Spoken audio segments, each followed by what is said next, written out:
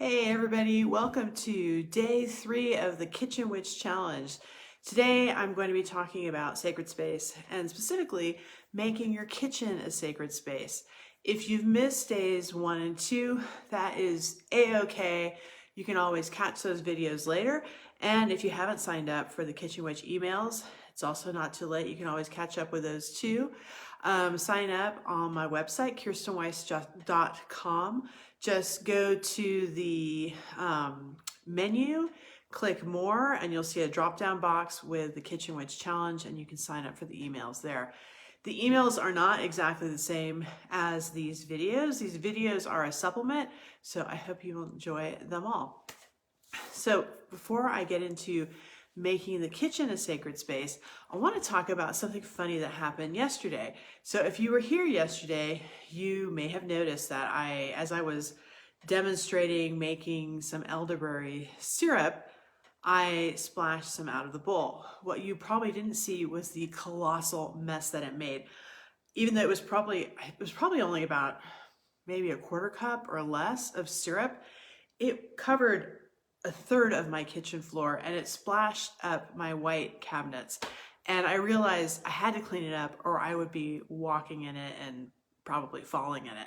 So I grabbed some paper towels, which did an awful job, but it dried up the mess. When I was demonstrating decanting the bottle, actually, can we get it now? Where is the bottle? So as I was demonstrating decanting this bottle and infusing it with positive intentions, I just started laughing because I was standing in dried elderberry syrup.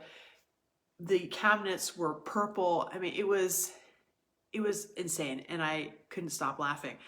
Well, I did stop laughing, but it may have seemed a little inappropriate for what I was doing, but actually it was totally appropriate because one of the greatest dangers we face when we are magical practitioners is taking ourselves too seriously.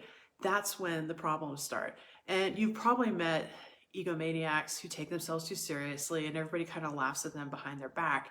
But it's a real problem for them because when we're working with magic, we're working with our psychology. We have to make sure that our subconscious intention and our conscious intentions are aligned. And quite frequently, they're not aligned. And this is something I'll be talking about probably in a later class now.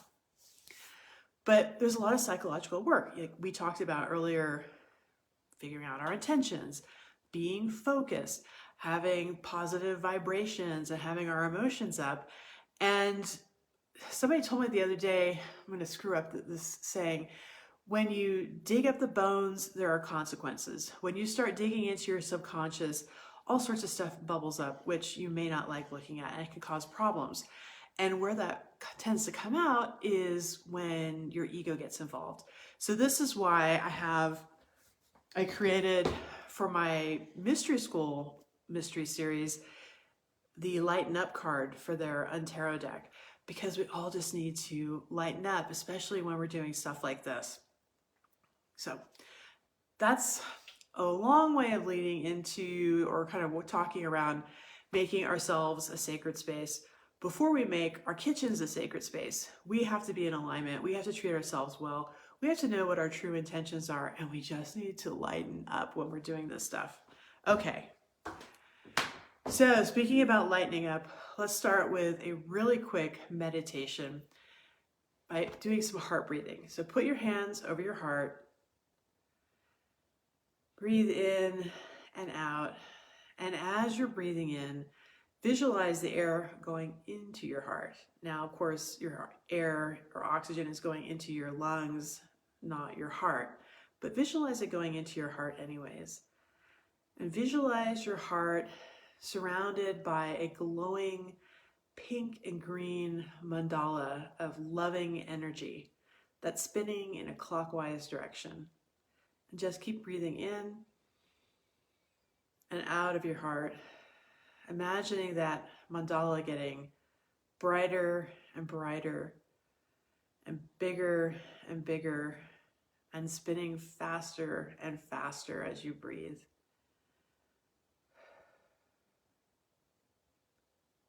So in And exhale. And you can open your eyes and shake out your hands, rub your hands together, and get your energy back up again. Okay, so turning your kitchen into a sacred space. Now, as you can see, there is nothing special about my kitchen, particularly not the backlighting. What I'm talking about when creating a sacred space is creating a sacred space for you. Now, I know a lot of witches, especially on Instagram, like to have these beautiful witchy kitchens with herbs hanging from the ceiling, which is cool, and magical symbols. And of course, you could do that. Personally, for myself, I just like to have the energy flowing really well in the kitchen. It's kind of feng shui. In fact, it is feng shui.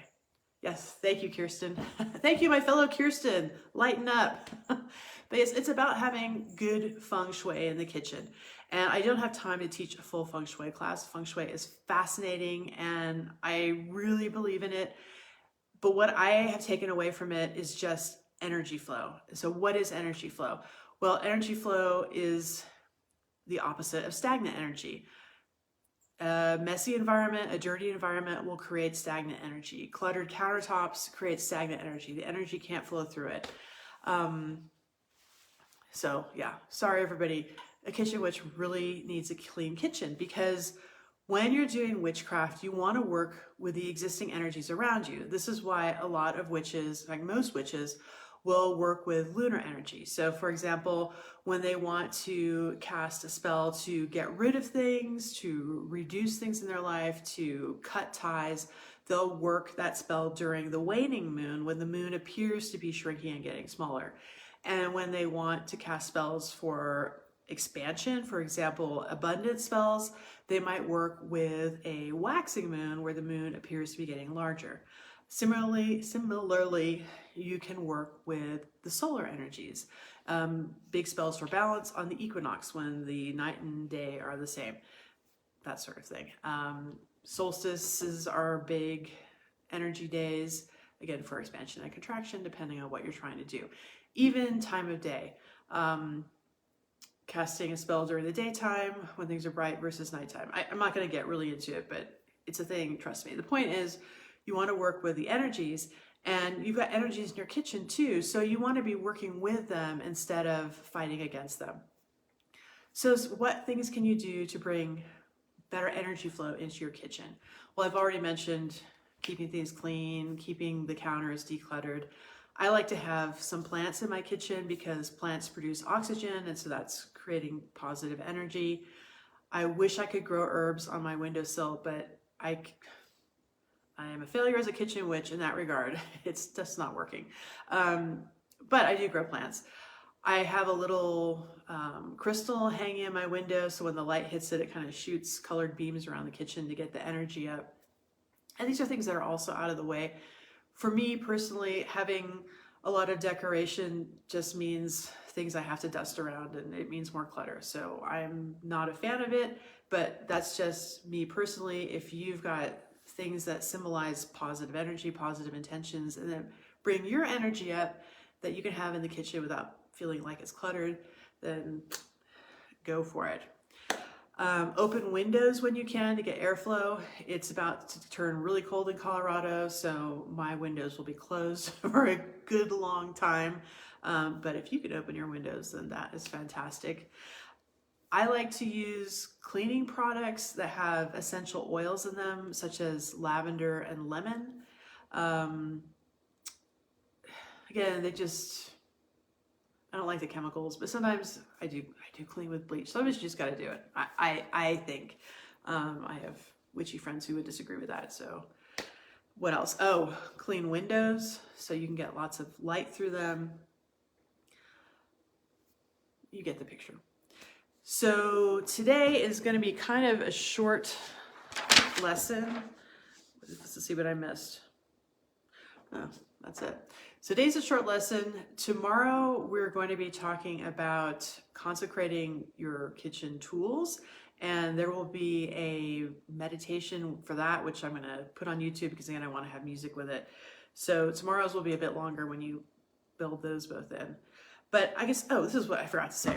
So How do you know if the kitchen has good energy? For a lot of people, it's not obvious, and that's fine. But for me, if I walk into a room and I get this sort of tension in my chest when I see something, that is a hint that something needs to change. So, for example, in my old condo back in California, I had removed this janky old floor heater and put in a wall heater. And when I removed the floor heater, there was this bare strip where the carpet had been pulled out that was about 2 inches wide and maybe 2 feet long. And I figured, well, I'm going to change out this horrible carpet at some point, so I'm not going to deal with it.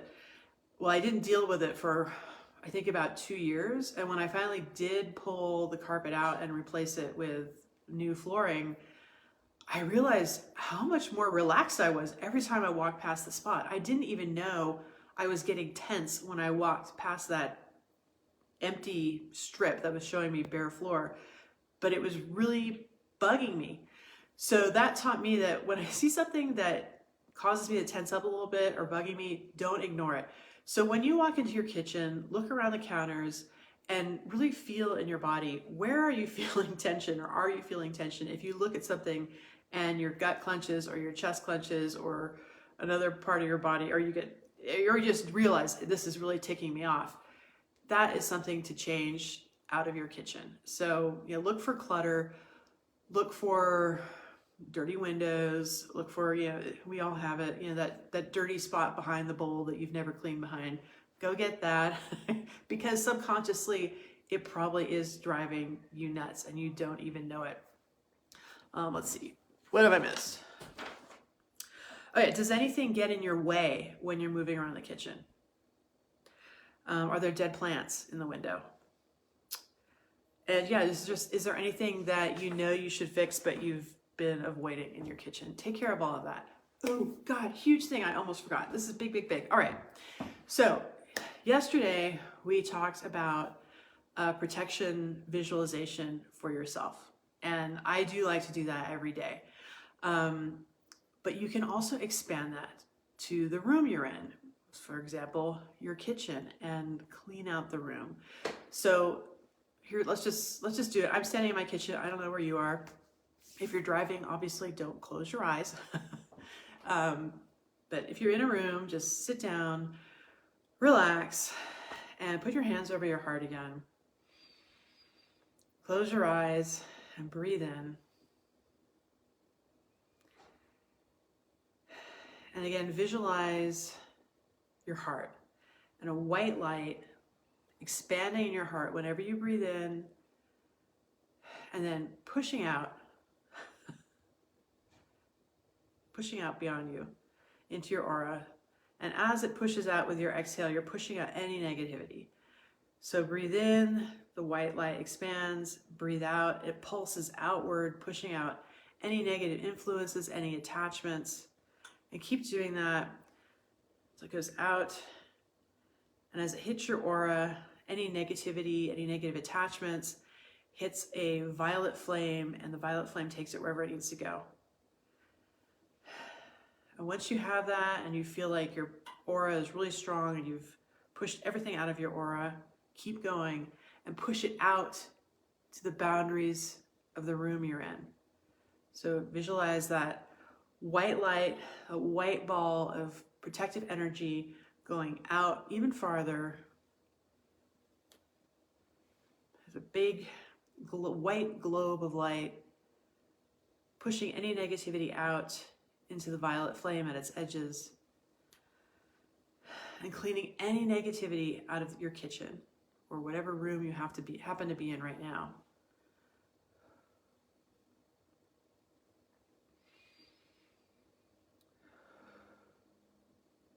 And when you've expanded it so it has cleaned everything out of your kitchen and the white globe is surrounding your entire kitchen, again, visualize a cross starting at the top of the globe and going all the way down its sides and connecting at the bottom. Your kitchen is protected. The room you're in is protected.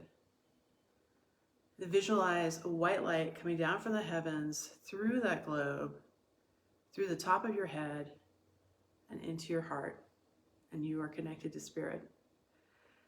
And then visualize another white light going from your heart and running down your spine into the earth, deep into the earth, where it wraps around a giant pink or white quartz crystal. And once it's done that, energy from the earth flows up that cord and back into your heart, and you are grounded. And intend for the white light to protect you throughout the day, and also the white light around your kitchen to protect your kitchen for the next 24 hours. And that is how you create a sacred space in your kitchen, or at least it's one way. My way is not the only way, for sure. So that's it for the Kitchen Witch class today. Please check your email for the homework, and I hope to see you again tomorrow for day 4, where we talk about consecrating our magical kitchen tools. Have a wonderful day. Bye-bye.